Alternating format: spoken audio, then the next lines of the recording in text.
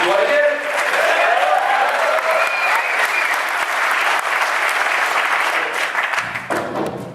Indeed. Seems to be good. Yeah. Do test.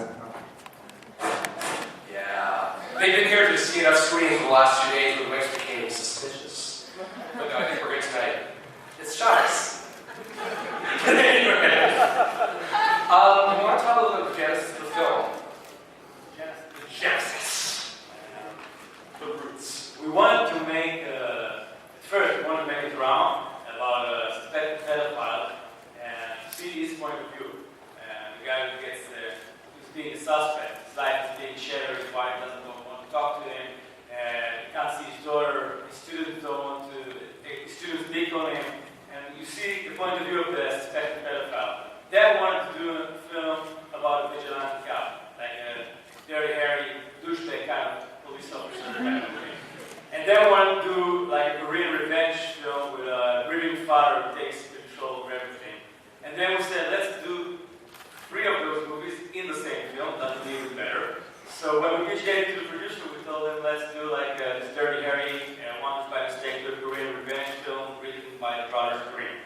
That was the pitch, and he was crazy enough to say yes. And in terms of metaphors and allegories, the film strikes me very much as being, of course, a discourse on the insanity of violence leading to vengeance, leading to violence, and the whole cycle. I mean, is there anything in your history that has made you feel compelled to tell this kind of story? Yeah, well, Sorry, it had to be asked. I used to rape girls when I was young. Anything in our personal history? Just from your own experience, yeah. I'm not talking about culture-wide. Well, I think it is a bit culture-wise because we grew up in a place, you might have heard about it, it's Israel, it's a very peaceful place. We were born into a certain situation, which is very, very complex. Of course, we didn't want to make a political film or something that will shout. We're here, we have a say, a political say, but first we wanted to make a film that will entertain. But you can't really escape from politics, you can't really escape from the place you were born. Of course, we were in the army, and you live in a country where it's terror every day. So, of course, there are a lot of subjects, a lot of political subjects. So, I guess it's nothing personal. I never had to do it. Well, we can't say here. Aaron and I never had to take justice into our own hands, but it feels like we come from a country that does anything it needs to survive. So. Yeah. And of course, both this and Rabies deal so much with the whole theme of suspicion and guilt in really compelling and beautiful ways. Casting-wise, did you have these actors, some of them are really big actors, and so did you have these people in mind more or less when you were writing parts? And they're so well chosen. Yeah, we also we write our scripts especially for actors. In Rabies, we were like, basket case to think that all the Israeli media stars would come along and play with us, but it didn't happen in a very low budget film.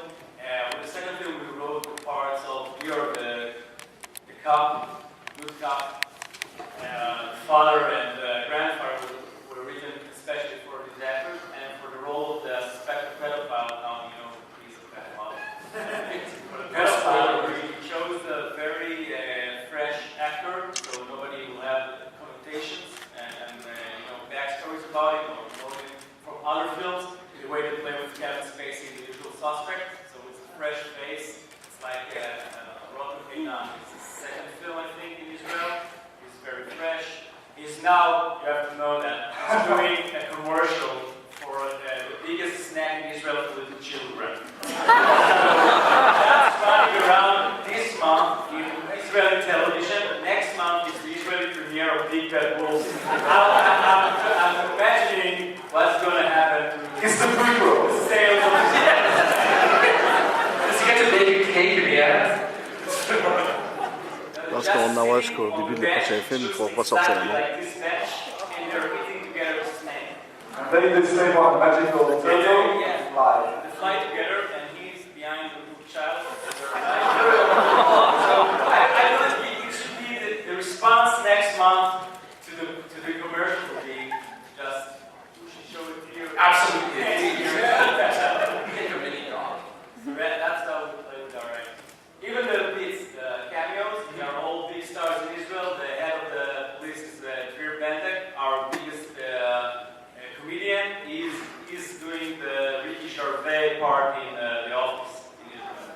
This is really The Office. Yeah. And, Very good one. was it difficult to cast these actors in the sense of, because this sort of film doesn't historically get made in Israel, was it difficult to convince them that people to go as far as they had to go for this film? No, they're just waiting to do that, because in Israel you can get only two kind of films, dysfunctional family drama or political war film, which is also a war drama, no action scenes, no chasing scenes. So when you approach a guy like Gershon, who's been always a good guy in all his movies, or Tzachik Rad, who's always a father to an autistic child, that's typecast. I'm not saying that. He's doing that in 2-3 movies already. So when you ask him, what do something else? You want to torture someone, pull his nails, run through the streets, do something with psychological complex and deranged, and they're like, sure. Horace, we've been waiting for this moment all our lives. Where have you been? That's true. That's fantastic. Do you want to tell the audience a little bit about your working relationship as a writer, director, team? Why can't I get all the tough questions? I'm not sure if everyone knows, but Aaron actually was my professor at the university. He was the only one who encouraged me to follow my own psychotic path, the other teachers kind of wanted us to do those dysfunctional drama families. Or eventually, I approached him. He was a very famous film critic and a lecturer at the university. I kind of approached him and told him, "Okay, I will stop wasting your beautiful writing on film critics, which is important for those film critics in the audience. But why not use that to make a film with me?" So we came up with Rabies, and by now I think it's a very gray area where Aaron starts and I begin, and it feels like, well, people say we share the same brain. I'm not sure if it's a compliment because that means each of us have a brain, but it became very second nature to us. Excellent. And do you find that with these two films, I know this hasn't been seen in Israel yet, but there's a lot of fanfare and anticipation for it. Do you find that with Mr. Rabies, that there's now an emerging scene and more of an open-minded position on behalf of the Israeli government to support this type of filmmaking? Okay, that's a good question. I'll take that. So to get started with that one. After Rabies, there were a few government funds that actually saw the success of the international success of Rabies and started giving money, especially for genre films. After that, we came to bring the rules with the script, and immediately we got a government fund based on the script. Believe it or not, we are in the race for the Academy Award now in Israel. The buzz around Big Bad Rules is amazing. We are talking about Academy people. The buzz is amazing, and everything that happens internationally echoes wonderfully back to Israel. So the success in Tribeca and the following success and the festival here, we've worked a lot on educating the Israeli audience and media when we did the festival circuit with Rabies. And now they're all eager to hear what's going to happen with Big Bad Wolves. So actually, Big Bad Wolves is luring a lot of new people to the genre. It's almost a mainstream. I'm doing that in Israel. And it's going to open a very wide release in 3 weeks from now. And there is a true revolution now in Israel. And we hope some other guys will join us. Mazel tov.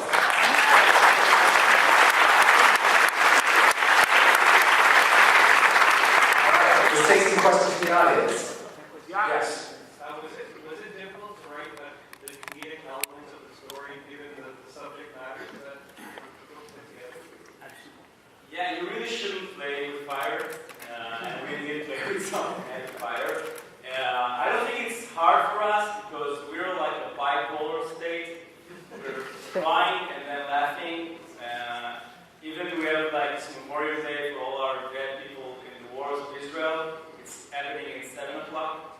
And then at 7:01 we have Independence Day, and we shoot in firecrackers and you see everybody with hammers. So that's in minutes what kind of legacy we have as a people. And you know, people used to say that the Jewish people invented humor, or I think dark humor, but you don't see any comedies in the Israeli cinema, and that's funny. So we decided to show, I think, the psyche of Israel in a very twisted way, because I do feel that's life in Israel, and I do feel great to portray life in Israel. You have killing all around you, not we're all the time, It's safe not to Tel Aviv. It's safe not to Tel Aviv. We have times or eras of discomfort, but I was in the army while there were buses blowing up every day, and I was riding the same bus who flew away a few days later. And when you live this kind of life every day, you live with a sense of survival. You live with a sense of danger, and then you have to have a sense of humor, because if you don't have a sense of humor in times like this, you just cry all day or commit suicide. And I don't like any of these options. So we just develop a sense of humor as I think as a people, even if, nobody is allowed to tell jokes about the Holocaust, but get a few Jews in the same room and you'll have a ball. So I guess all these historical events and hardship we felt as people made us laugh at atrocities, and I think we can see some of those atrocities and funny moments in people.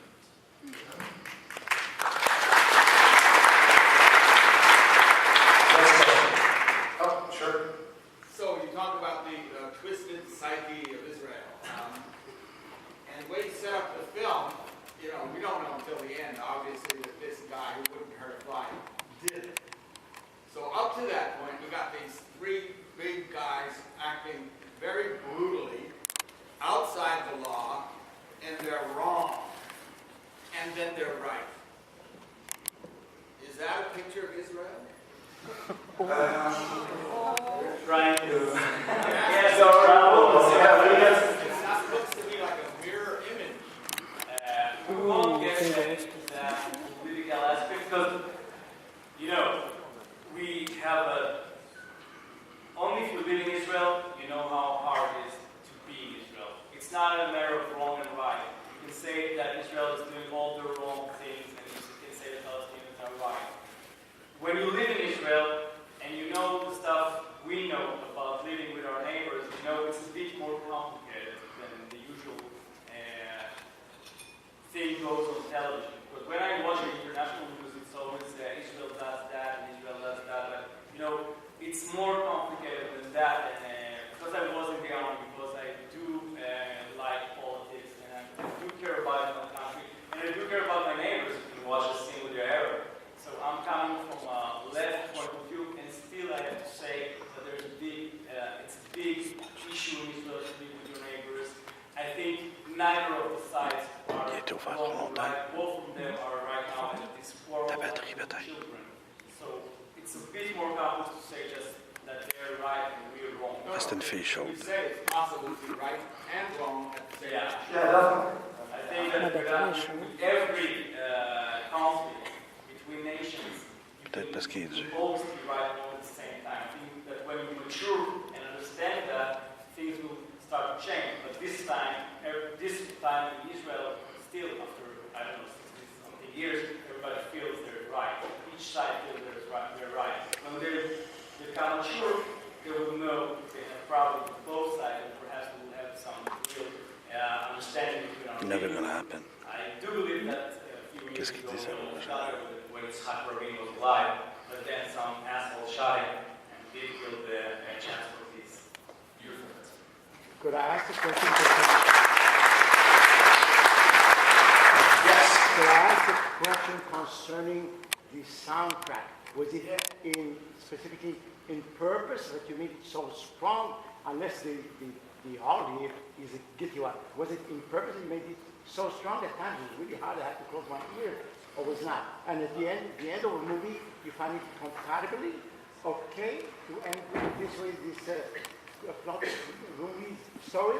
Was it okay to find it okay? You don't mind. I would love to answer that if I understand. Why do you mean okay?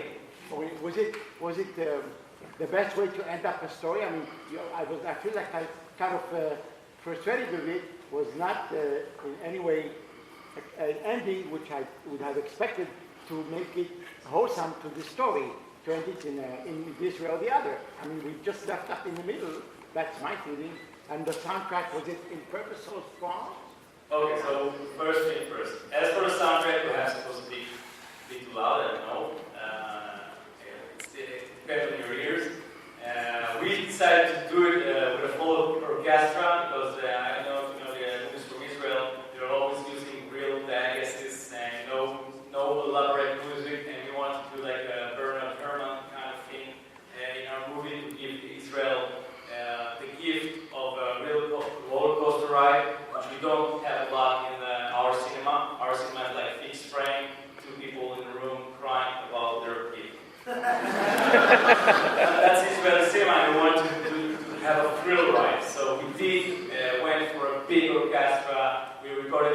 first time at Paris Speakers where they did the reception soundtrack with the London Metropolitan Orchestra. And yes, we wanted it big. And because it's called Big Bad Wolves. That's for the first half of the question. The second half of the question, I don't know what you mean by a whole story. We did. You said wholesome. Yeah, wholesome. Yeah. Yeah, we did want it to end this way because we wanted it to have different questions at the end than you have in the other genre pieces. For example, if we would have made him, if he wasn't the guy who did it, so who cares? You just have like the usual revenge thriller that at the end you say, oh, he didn't do it, what a shame, blah, blah, blah, blah. I've seen it 1,000 times. But if you know he did it, do you still think what they did was right? The shifting of the moral question is what's interesting for us. Not if he did it or didn't do it, because that's not the important question. The important question in Big Bad Wolves is that now that we know that he's done it, do you still think they did what they should have done? The guilt should be on their side, because he's a pedophile, he's a monster. Okay, but now that you know that he's a monster, would you want them to do the same movie again to him? Same things to him? Worst. And that's the question we wanted to ask. Worst. In order to give this question a proper answer. But you know that we are well convinced that he is not guilty. No, he's No, not. he didn't do it. He's guilty. He's He guilty. is. He is. Yeah, in second period, you will see all the clues from the start. Yes. Yeah, my question was actually going to be if you considered another ending, but I guess you didn't answer that.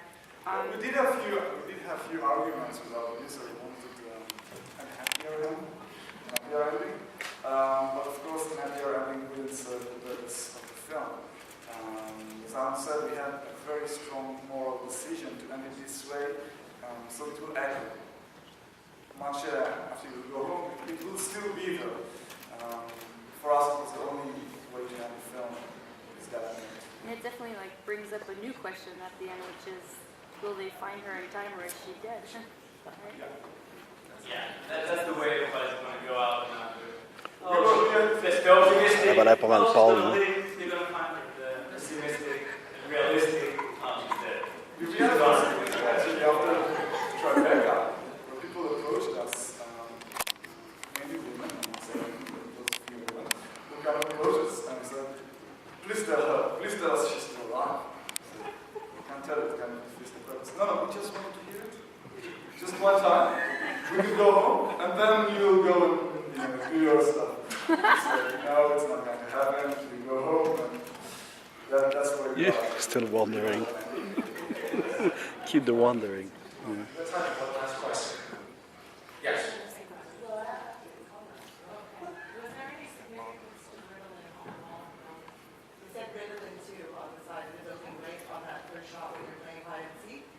Except the fact that Nabokov needs the riddling sometimes. Well, I mean, I guess that goes part and parcel with being, a movie maker. Your mind is not going to be really miles a minute in a bunch of different directions trying to. We just like it. I mean, I think you succeeded amazingly well with the tension and, the sound was part of the beauty of what you guys did because it was super bass, it was super, you're fully amped up while you're watching and you're really not sure which way you're going and it was a very successful film, I thought. Well, before we end, can you tell the audience a little bit about the Western project? Real project. Well, we've been developing it for a while. We always wanted, Aaron and I both are huge fans of Sergio Leone, of course. Our number one film of all time is Really Better Than Ugly. And we've been talking a long time to make the first Israeli spaghetti western. It's going to take place around 40s, where the English was occupying what then was called Palestine. And it was a crazy time. We were the terrorists at that time, killing British left and right, putting bombs in coffers. Eventually we succeeded to kick the British out. I'm not saying anything, just saying we succeeded. It was a crazy time. It has a great title. Aaron, this is your title. Once upon a time in Palestine. Yeah, that's great. Thanks a lot, guys. Everyone, just shout out, everyone, just shout out. Big bad wolves. Talk about it. We're setting up a table on the second floor if you'd like to speak with them further, get an autograph signed, or anything else. Cheers.